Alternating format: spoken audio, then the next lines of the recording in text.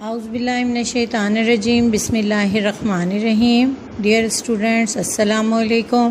امید ہے آپ سب خیریت سے ہوں گے۔ امید کرتی ہوں کہ آپ کو پچھلا لیکچر اچھی طرح سمجھ میں آ گیا ہوگا۔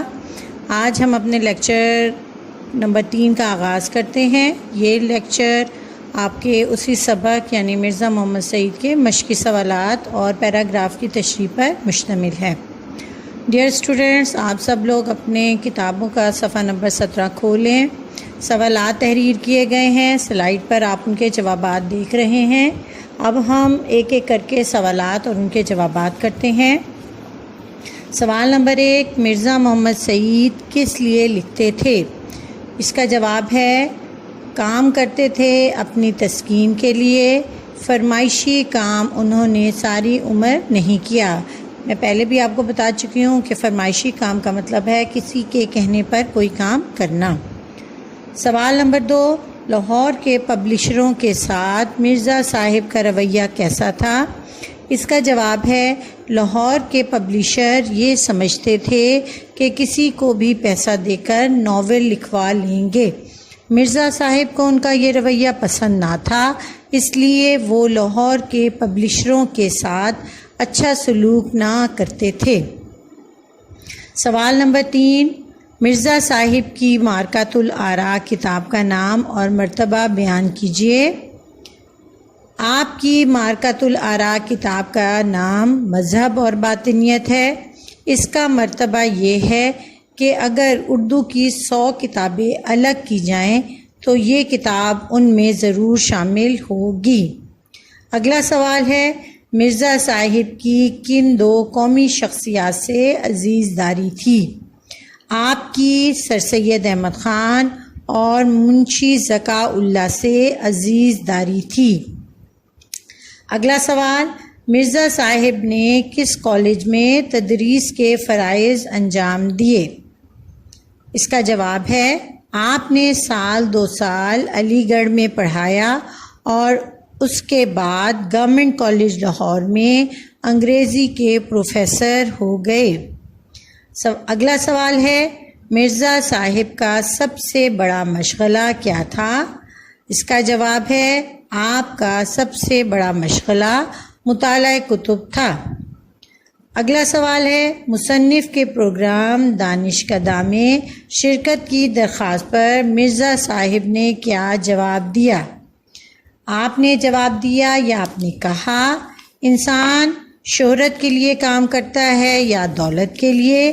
مجھے نہ اس کی ضرورت ہے نہ اس کی۔ اگلا سوال ہے مرزا صاحب کا حلیہ بیان کیجیے۔ اس کا جواب ہے اکہرا ڈیل، اجلا رنگ، کشادہ پیشانی، گھنی بھوؤں کے سائے میں بڑی بڑی روشن آنکھیں، رخساروں کی ہڈیاں ابری ہوئی، کترواں مونچھیں، ہنستے تو سامنے کے 2 دانت ٹوٹے ہوئے، داڑھی منڈی ہوئی، دھان پان سے آدمی تھے۔ اور آخری سوال ہے مرزا صاحب کے دونوں ناولوں کے نام تحریر کیجیے۔ آپ کے 2 ناول یاسمین اور خواب ہستی ہیں۔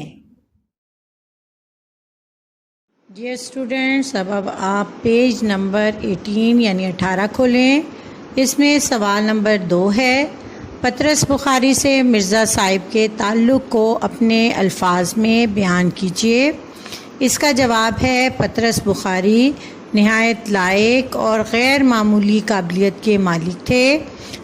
آپ مرزا صاحب کے شاگرد تھے۔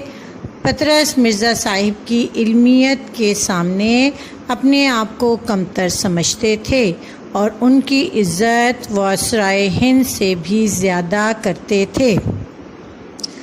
بچوں، اگلا سوال ہے سوال نمبر 3، عالم کی موت عالم کی موت ہوتی ہے، اس جملے کا مفہوم وضاحت کے ساتھ بیان کیجیے۔ اس جملے کا مفہوم کچھ یوں ہے، عالم اپنے اندر علم کا خزانہ رکھتا ہے، ایک زمانہ اس کے علم سے فیض یاب ہوتا ہے، لیکن جب وہ مٹی تلے چلا جاتا ہے یعنی وفات پا جاتا ہے تو یہ خزانہ بھی اپنے ساتھ لے جاتا ہے اور زمانہ اس کے علم سے محروم ہو جاتا ہے۔ اس لیے ایک عالم کی موت ایک عالم کی موت ہوتی ہے۔ بچوں آپ دیکھیں سوال نمبر 4، متن کی روشنی میں درست جواب پر صحیح کا نشان لگائیے۔ اب یہ متن جو بھی سبق میں بیان کیا گیا ہے وہ سبق کا متن ہوتا ہے، اس کے مطابق یعنی اس کی روشنی میں ہم یہ سوالات کے یعنی یہ MCQs حل کریں گے۔ پہلا موروثی سوال ہے، سبق مرزا محمد سعید کس ادیب کی تحریر ہے؟ اس کا درست جواب ہے شاہد احمد دہلوی، یعنی اس کا جو دوسرا آپشن ہے وہ درست ہے۔ اگلا ہے، مرزا محمد سعید کی عزیز داری کس شخصیت سے تھی؟ اس کا درست جواب جو ہے وہ ہے سر سید احمد خان، یعنی جو اس کا آپشن نمبر 1 ہے وہ درست ہے۔ اگلا تیسرا جو ہے وہ MCQ ہے، مرزا محمد سعید کے بقول انسان کس کے لیے کام کرتا ہے؟ اس کا درست آپشن ہے نمبر 4، یعنی شہرت اور دولت کے لیے۔ اگلا ہے، مرزا محمد سعید نے گورنمنٹ کالج لاہور سے کون سی سند لی؟ اس کا صحیح جواب ہے جواب نمبر 3، یعنی آپشن نمبر 3، MA انگریزی ادب۔ اگلا سوال ہے، محمود نظامی کے مقالے کے بعد مرزا محمد سعید پر کس نے تنقید کی؟ اس کا درست آپشن نمبر 3، یعنی فیض احمد فیض۔ اگلا جو سوال ہے وہ ہے، پروگرام دانشکدہ میں کتنے دانشور بلائے جاتے تھے؟ اس کا درست جواب آپشن نمبر 1، یعنی 4 ہے۔ اگلا سوال جو ہے وہ، مرزا صاحب پینشن کا بڑا حصہ صرف کر دیتے تھے؟ اس کا درست جواب ہے آپشن نمبر 3، یعنی کتابوں پر۔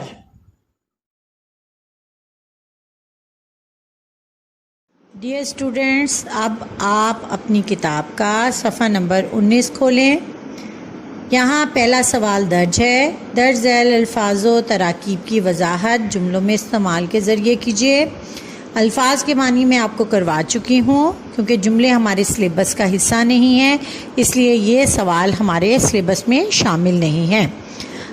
سوال نمبر 6 پہ آئیے، درج ذیل الفاظ پر اعراب لگا کر ان کا تلفظ واضح کیجیے۔ کیونکہ یہ سوال اب ہمارے نصاب میں شامل ہے تو ہم یہ سوال حل کریں گے۔ تو آپ دیکھیے، پہلا لفظ ہے ارتحال۔ سلائیڈ پہ بھی آپ دیکھ رہے ہیں کہ میں نے ان پہ اعراب لگا دیے ہیں، اب ہم ان کو ادا بھی کر لیتے ہیں۔ پہلا لفظ ہے ارتحال، الف کے نیچے زیر اور تے کے نیچے زیر، تو کیا لفظ بنا؟ ارتحال۔ دوسرا لفظ ہے شعار، شین کے نیچے زیر۔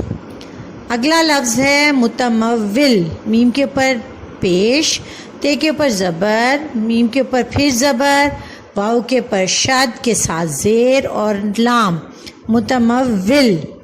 اگلا لفظ ہے ساکت، سین کے اوپر زبر، کاف کے نیچے زیر، تو لفظ کیا بنا؟ ساکت۔ اگلا لفظ ہے مباحثے، میم کے اوپر پیش، بے الف، ہے کے اوپر زبر اور سے کے اوپر بھی زبر، مباحثے۔ اگلا لفظ ہے متبسم، میم کے اوپر پیش، تے کے اوپر زبر، بے کے اوپر شد کے ساتھ زبر اور سین کے نیچے زیر، متبسم۔ اگلا لفظ ہے قدری، کاف کے اوپر پیش اور رے کے نیچے زیر، قدری۔ اگلا لفظ جو ہے وہ ہے راشا، رے کے اوپر زبر، این کے اوپر جزم، شین کے اوپر زبر، تو یہ لفظ بن گیا ہے راشا۔ اگلا سوال بچوں آپ لوگ دیکھیے، سبق مرزا محمد سعید کا متن ذہن میں رکھ کر درست یا غلط پر نشان لگائیں۔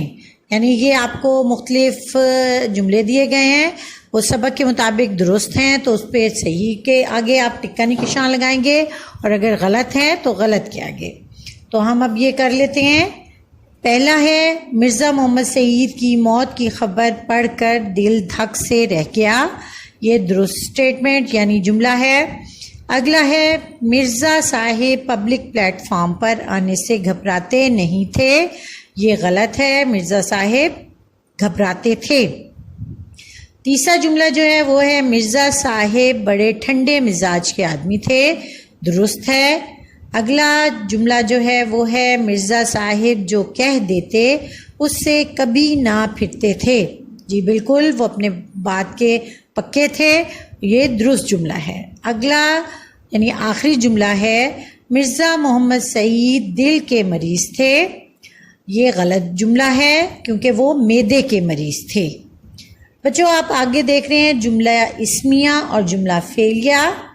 یہ آپ کے گرامر کا حصہ ہیں. انشاءاللہ جب آپ کو گرامر پڑھائی جائے گی تو یہ آپ کو حصہ کروا دیا جائے گا. ڈیئر اسٹوڈینٹس، 10th کلاس میں بھی 9th کلاس کی طرح